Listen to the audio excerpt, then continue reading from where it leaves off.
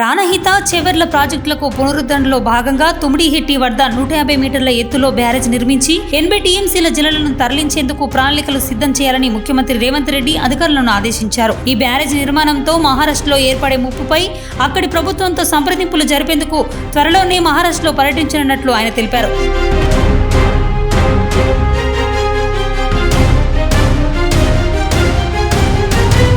నీటిపారుదల శాఖ మంత్రి ఉత్తమ్ కుమార్ రెడ్డితో కలిసి ప్రాణహిత చెవర్ల ప్రాజెక్టుల పునరుద్ధరణపై మంగళవారం కమాండ్ కంట్రోల్ సెంటర్లో సీఎం సమీక్ష నిర్వహించారు. తుమ్మిడిహెట్టి బ్యారేజ్ నుంచి సుదీర్ల బ్యారేజ్ వరకు గ్రావిటీ ద్వారా నీటిని తరలించి అక్కడి నుంచి ఎల్లంపల్లి ప్రాజెక్టులో ఎత్తిపోయేలా ప్రత్యామ్నాయ ఆన్లైన్మెంట్ సమావేశంలో సూత్రప్రాయంగా ఆమోదించారు.